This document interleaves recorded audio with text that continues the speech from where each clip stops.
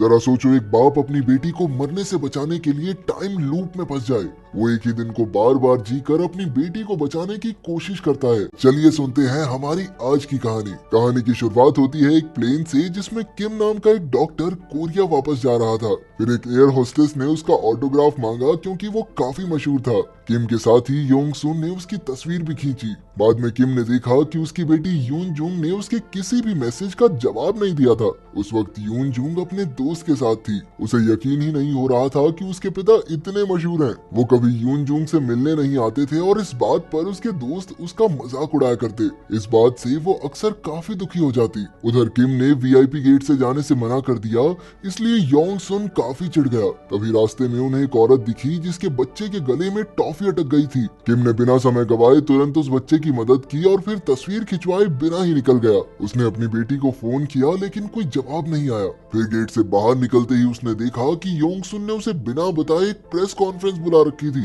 खैर, उसने रिपोर्टर्स को यूएन के साथ चल रहे काम के बारे में बताया और यही खबर जब टीवी पर आई तो यून जुंग और उसके दोस्तों को यकीन हो गया कि उसके पिता सच में मशहूर हैं। किम ने कहा कि यून जुंग 3 साल पहले काफी बीमार पड़ गई थी और वहीं से उसे लोगों की मदद करने की प्रेरणा मिली। यून जुंग भी ये सुनकर काफी खुश थी, लेकिन तभी योंग सुन ने कह दिया कि यून जुंग आजकल काफी जिद्दी हो गई है। इससे वो अपने दोस्तों के सामने फिर से शर्मिंदा हो गई। आखिरकार उसने किम से कहा कि किम को उसके बर्थडे के लिए घर आना ही होगा। किम ने किसी तरह उसे तोहफों का लालच देकर मना लिया। फिर वो तुरंत गाड़ी में अपनी बेटी से मिलने निकल पड़ा, लेकिन टोल पर लड़की ने छुट्टे पैसे गिरा दिए और वो थोड़ा लेट हो गया। जैसे ही वो यूनजूंग के पास पहुंचने वाला था, उसने देखा कि रास्ते में भयंकर एक्सीडेंट हो गया था। वो मदद करने वहां गया और उसने टैक्सी ड्राइवर को बाहर निकाला, लेकिन पीछे बैठी औरत की तो मौत हो चुकी थी। जब डॉक्टर्स पहुंचे तो उसने अपनी बेटी को फोन करके कहा कि वो थोड़ा देर से आएगा, लेकिन सामने से एक आदमी ने बताया कि उसकी बेटी का एक्सीडेंट हो गया है।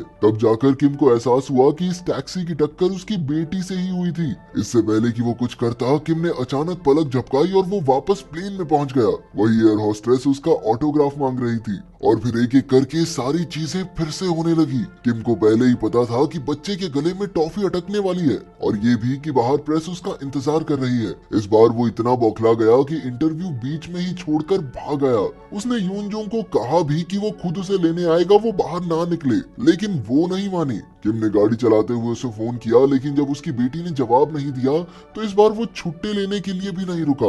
लेकिन जब तक वो एक्सीडेंट की जगह पहुंचा तब तक यूनजोंग मर चुकी थी।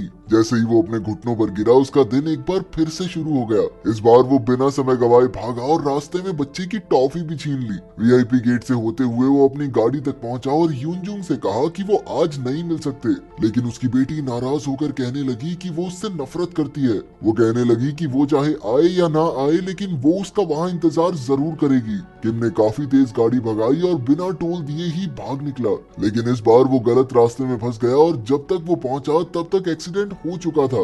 एक बार फिर दिन शुरू हुआ और इस बार किम ने पागलों की तरह गाड़ी भगाई, लेकिन एक जगह उसकी टक्कर हो गई और उसे पैदल जाना पड़ा, जिस वजह से वो एक बार फिर से लेट हो गया। उसकी बेटी तो कुछ सुनती नहीं थी, इसलिए उसने ड्राइवर का नंबर ले लिया और जब फिर से दिन शुरू हुआ तो उसने ड्राइवर को एक्सीडेंट के बारे में बताया, लेकिन उस आदमी ने कोई जवाब नहीं दिया। इस बार किम जबरदस्त स्पीड में कच्चे रास्ते से होते हुए एक्सीडेंट से कुछ मिनटों पहले ही पहुंच गया, लेकिन उसी वक्त उसकी आंखों के सामने ही उसकी बेटी का एक्सीडेंट हो गया। किम रो ही रहा था कि एक आदमी आकर अचानक उस पर चिल्लाने लगा। ये मिनचुल था जो डॉक्टर्स के साथ घायलों को ले जाने आया था। असल में जो औरत गाड़ी में मरी थी वो मिनचुल की पत्नी थी। किम की ही तरह उसका दिन भी बार बार फिर से शुरू हो रहा था। उसने अपनी पत्नी को फोन करके सावधान करने की कोशिश की, लेकिन जब कोई जवाब नहीं मिला तो वो पहले ही उसके दोस्तों से पूछताछ करके उसे ढूंढने लगा, लेकिन कोई नहीं जानता था कि वो है कहाँ। इस दौरान वो किम को भी देख रहा था, इसलिए उसने उसके साथ मिलकर इस मुसीबत को टालने का फैसला किया। इसके बाद जब उनका दिन फिर से शुरू हुआ तो वो दोनों एक दूसरे से मिले। उनके लिए एक्सीडेंट को रोकना नामुमकिन था, इसलिए उन्होंने कोशिश की कि यूनजोंग वहां तक पहुंचे ही ना। फिर जब दिन शुरू हुआ तो किम ने प्रेस कॉन्फ्रेंस में यूनजोंग से कहा कि वो मिलने की जगह को बदल रहा है। यूनजोंग ये सब टीवी पर सुनकर फिर से गुस्सा हो गई और अपने पिता की बात नहीं मानी। इसके बाद किम ने उस टैक्सी वाली औरत मिक्यूंग को फोन किया क्योंकि वो मिंचुल से लड़ाई की वजह से उसका फोन नहीं उठा रही थी। किम ने उसे एक्सीडेंट के बारे में सावधान करने की कोशिश की, लेकिन तब तक वो टैक्सी में बैठ चुकी थी और थोड़ी ही देर में आखिरकार एक्सीडेंट हो ही गया। जब दिन फिर से शुरू हुआ तो आदमियों ने अपनी तरकीब बदली। इस बार किम ने शुरुआत में ही जगह बदलने की बात नहीं की। उसने कहा कि वो यून जोंग से बेहद प्यार करता है और बड़े प्यार से उसे समझाते हुए कहा कि जगह बदल लेते हैं, बढ़िया रहेगा। आखिरकार यून जोंग मान गई। उधर मिनचुल अपनी पत्नी को तो नहीं रोक सकता था, इसलिए उसने टैक्सी को रोकने का फैसला किया। उसने एक ईंट से अपना सर फोड़ा और पुलिस को उस टैक्सी का नंबर दे दिया ताकि वो उसे रोक ले। तब मिनचुल को याद आया कि उनकी बहस बच्चे को लेकर हुई थी। मिक्यूंग बच्चा चाहती थी, लेकिन मिनचुल इसके लिए तैयार नहीं था। बहस के बाद मिक्यूंग ने उससे कोई बात नहीं की। कुछ देर बाद पुलिस और किम एक्सीडेंट की जगह पहुंचे, लेकिन वहां कोई एक्सीडेंट हुआ ही नहीं। उन्हें लगा कि आखिरकार उन्होंने एक्सीडेंट होने से रोक लिया। फिर किम पार्क में अपनी बेटी से मिलने पहुंचा। उधर पुलिस को जब वो टैक्सी मिली तो ड्राइवर ने जबरदस्त स्पीड में गाड़ी भगा ली। मिनचुल को इसकी खबर मिली तो वो भी पार्क की तरफ भागा। किम पार्क में अपनी बेटी को ढूंढ रहा था, तभी उसे एक अनजान नंबर से फोन आया। ये वही टैक्सी वाला था।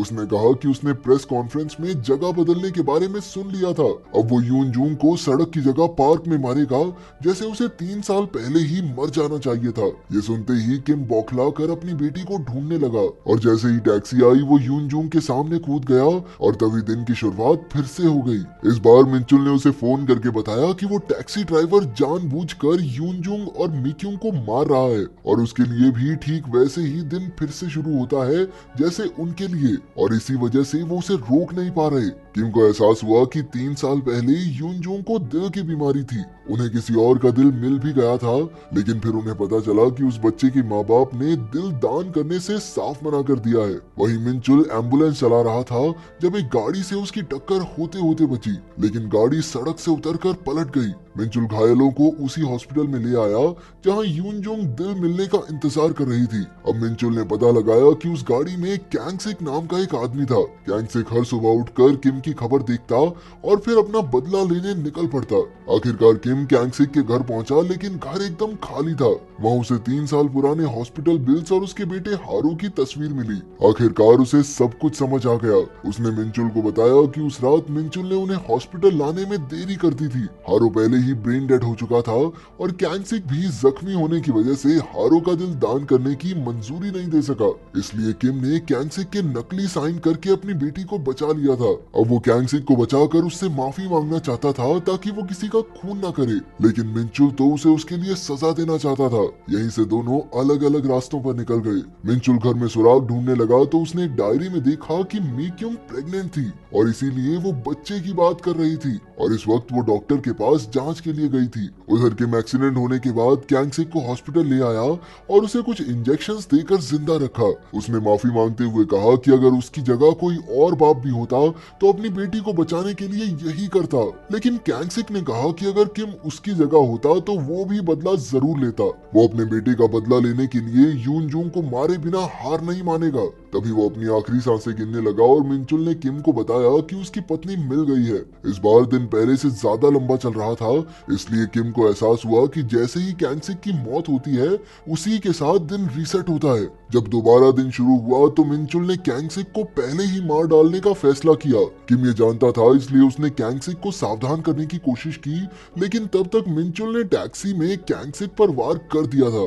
उसने कहा भी कि उसकी पत्नी प्रेग्नेंट है, लेकिन कैंगसिक को कोई फर्क नहीं पड़ा। कैंगसिक ने कहा कि उस रात मिनचुल पहले तो भाग गया था और फिर बाद में उन्हें बचाने आया था। अगर वो भागता नहीं तो आज शायद उसका बेटा हारू जिंदा होता। आखिरकार मिनचुल को गाड़ी से धक्का देकर वो यून जूंग को मारने निकल पड़ा। हालांकि किम ऐन वक्त पर पहुंचकर अपनी गाड़ी बीच में ले आया और यून जूंग को बचा लिया। फिर वो कैंगसिक को बाहर निकालने लगा। जब कैंगसिक ने पूछा कि वो उसे क्यों बचा रहा है तो किम ने कहा कि उसकी मौत से ये दिन फिर से शुरू हो जाता है, यानी ये समय का चक्कर हारू ने ही बनाया है जो अब भी यून जूंग के दिल के रूप में जिंदा है। हारू कैंगसिक को मरने से बचाना चाहता है और अगर यून जूंग मर गई तो हारू भी मर जाएगा।